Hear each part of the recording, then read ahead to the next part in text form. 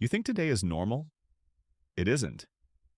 You're 13, walking home through the dusty roads of Shandong, clutching a few rice cakes for your family.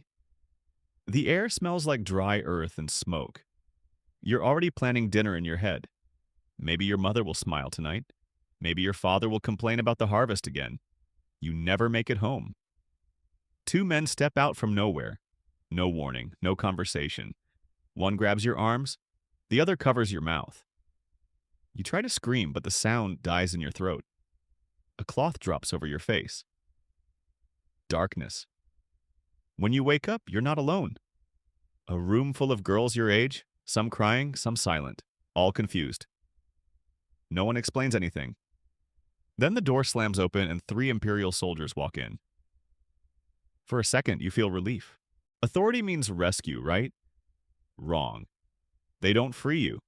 They shove another girl inside like she's a sack of grain and lock the door again. That's when it hits you. You're not being saved, you're being collected. Drafted without consent, recruited without choice. Your childhood just ended in a storage room. Somewhere outside, your parents are probably searching every street in town, calling your name, turning over every possibility except the real one, because no one tells families when the palace decides it needs more girls. By the time the convoy reaches the capital, you understand one thing. No one is coming to look for you. The palace gates rise in front of you like a wall meant to swallow people whole. No music, no ceremony, just paperwork. A clerk writes down your name as if that makes this official, as if ink can justify kidnapping. Then they hand you a set of plain clothes and tell you training begins at dawn. That night, you lie on a thin mat staring at a ceiling you don't recognize. The air smells different here. Colder, controlled. You try to remember the sound of your mother's voice, but it already feels farther away than it should. Morning comes fast. Medical examinations. You secretly hope they find something wrong. A weak lung, a fever, anything that sends you home. You cough on purpose once. The examiner barely looks up. Healthy, he says. Of course you are. Then the real lesson begins. How to walk without noise. How to bow without hesitation. How to speak only when spoken to. You talk back once, maybe twice. It feels brave for half a second. Then it feels stupid. The slap is quick. The second one quicker. By the end of the day, you understand the rule no one says out loud. You are not here to grow. You are here to disappear. The first month breaks your body. The rest of the year reshapes your mind. Training isn't loud anymore, it's precise. Calculated, designed to sand you down until nothing sharp remains. You wake before the sun, kneel before speaking, bow before breathing. Every motion rehearsed until it feels less like discipline and more like programming. They don't shout much now, they don't have to. Punishments are public. A girl drops a tray. She's beaten in front of everyone. Not hard enough to kill her. Just hard enough to make the lesson permanent. You learn more from watching than from instructions. The real curriculum isn't written anywhere. Never be the prettiest, never be the loudest, never be remembered. One girl shows off her embroidery. It's beautiful. Too beautiful. By the next week, rumors spread that she's trying to attract favor. Then come whispers of jealousy. Then accusations. She vanishes before winter. No trial, no announcement, just absence. You understand something chilling. In the palace, talent is dangerous. Attention is fatal. So you begin shrinking on purpose. Soften your voice. Slow your steps. Lower your eyes before anyone asks you to. By the end of the year, you are no longer the girl who walked home with rice cakes. You are controlled, measured, smaller, still alive. And that is the only grade that matters. After a year of learning how to disappear, you're finally assigned real work. The Bureau of Attire. It sounds elegant. It isn't. Rows of fabric, endless folding. Stitching until your fingers ache and your back locks into a permanent curve. Royal silk doesn't care if you're tired. It doesn't care if you're 13 or 30. It just has to be perfect. You think maybe this is the safe part. No politics, no court drama, just cloth. You're wrong. 2 days into your assignment, a spool of thread goes missing. Just one. Small enough to fit in your palm. No one confesses. No one knows. A eunuch walks down the line of girls and stops in front of someone from your training group. He says she looks nervous. That's enough. They beat her until she stops moving. No trial, no evidence. Just suspicion dressed up as authority. Her body is dragged away before dinner. The empty space where she used to sit stays empty. No one says her name again. That's when you understand something colder than fear. You're not working in a laundry hall. You're working inside a system where guilt is optional, where punishment doesn't need proof, where your life can be traded for a piece of thread. You tell yourself to be careful. Careful isn't enough. One morning, half asleep and rushing to keep up, you forget a single step.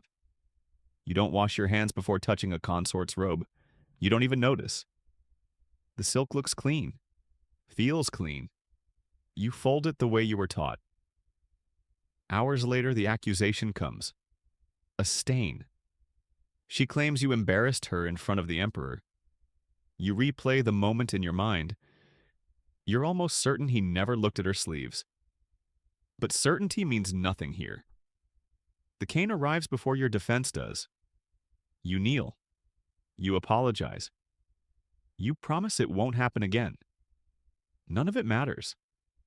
The strikes land evenly, professionally, like this is just another task on someone's schedule. You don't scream. You've learned better than that. Afterward, you return to work. That's the rule. Your back burns. Your hands shake as you lift another robe. Around you, the other maids keep folding, eyes lowered, movement steady. No one meets your gaze. Not cruelty. Survival. You realize something simple and brutal. Perfection isn't rewarded here. It's expected. And the moment you fall short, even by accident, the palace reminds you exactly how replaceable you are. Months pass. You become predictable, quiet, efficient. And in the palace, that can be mistaken for valuable. One morning, the order comes down without warning. You are to be reassigned. Direct service to the Empress Dowager. The entire laundry hall goes still for half a second. Then everyone lowers their eyes again. No one congratulates you. They know better. On paper, this is a promotion. Closer to power, closer to protection, closer to survival. You adjust the way you always do. Speak less. Move cleaner. Anticipate needs before they're voiced. The Dowager notices. Not warmly, just accurately. You are moved into her inner circle of personal attendance. Congratulations. You have upgraded from expendable to useful. But the air feels sharper here. Conversations are softer but more dangerous. Smiles last a second too long. You begin sensing tension you can't always name. Other maids watch you differently now, not with pity, with calculation. You understand the equation quickly. In the lower halls, mistakes get you beaten. Up here, they get you removed. Sometimes quietly, sometimes permanently. So you build something new. Allies. Whisper networks. Small exchanges of information. Who is angry? Who is jealous? Who is looking for someone to blame this week? Because near the throne, survival isn't about obedience anymore. It's about awareness. It happens during a ceremony. Lantern light, incense smoke, silk layered over silk. You are standing exactly where you're supposed to stand. Not too close, not too far. Head lowered, breath measured, invisible. Then you feel it. A pause in the room. You look up just slightly, a mistake measured in millimeters, and realize the Emperor is looking at you. Not past you, not through you. At you. Your stomach drops. In another life, attention from the most powerful man in the Empire might sound like fortune. In this one, it feels like a warning bell. Days later, the summons arrives. You are to receive Imperial grace. The phrase is polished, gentle, almost kind. It isn't. There is no refusal, no negotiation. You are escorted, prepared, presented. The doors close. What happens inside them is never discussed afterward. When it's over, you are dismissed like a completed task. You return to your duties the next morning. Fold, bow, speak softly. But something has shifted. Whispers begin traveling faster than you can. Eunuchs murmur that you must have bewitched him, that no maid is noticed without unnatural influence. You understand the pattern immediately. When power chooses you and later regrets it, blame finds the weaker body. And in this palace, that body is yours. The arrest comes at night. No warning, no explanation. Just hands on your arms and the word, bewitched, spoken like a verdict. You don't fight. You've learned better than that. They drag you through corridors you once walked carefully as a trusted servant, past lanterns that used to glow warmly, down stone steps that swallow sound. The dungeon smells like damp earth and old fear. The charge is simple. You used dark magic on the Son of Heaven. There is no hearing, no witnesses, no chance to speak. The Emperor himself signed the order. The same Emperor who summoned you. The same Emperor who now needs a cleaner story. Execution at sunrise. That's all you're told. You sit in the dark and try to slow your breathing. You've survived beatings, rumors, politics. But this is different. This is final. There is only one person who might intervene. The Empress Dowager. You send a message through the bravest friend you have left. A last gamble, a whisper against a decree. The night stretches endlessly. Every footstep outside the cell feels like the end. At dawn, the guards arrive. Chains clink. You stand. Then another voice cuts through the corridor.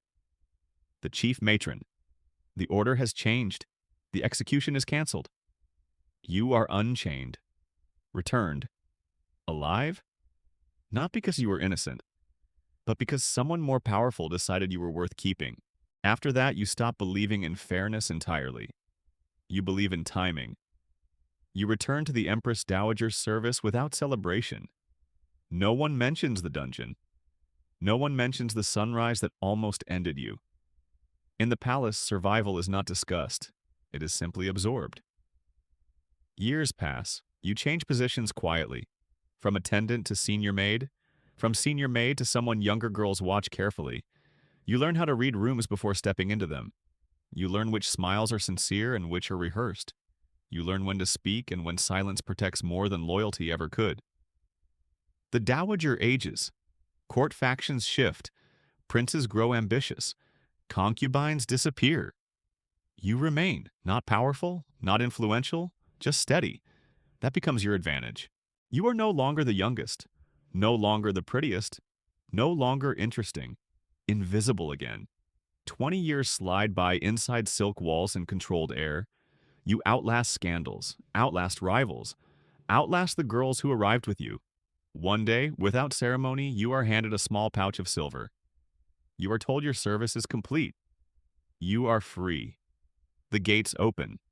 And for the first time since you were 13, you walk out without being escorted in chains or expectation. Freedom feels smaller than you imagined. The road back to your hometown is longer than you remember. Fields stretch the same way they used to, but nothing inside you feels familiar. You rehearse what you'll say when you see your parents. You imagine your mother's hands on your face, your father pretending not to cry. When you arrive, the village barely recognizes you. Children stare. Adults squint, trying to place a memory that doesn't fit the woman standing before them. Life continued here, without you. Your family's farm looks tired. The roof sags. The fields are thin and uneven. For a moment, you wonder if you've come to the wrong place. Then you step inside. Your mother is there.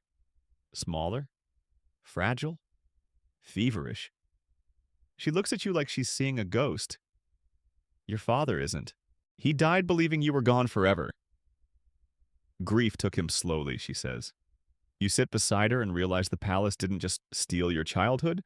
It stole 20 years of ordinary moments, harvests, arguments, birthdays. You have a little money. Not much. Your skills belong to silk halls, not soil. But you're still here. You survived the palace. Now you have to survive a world that moved on without you.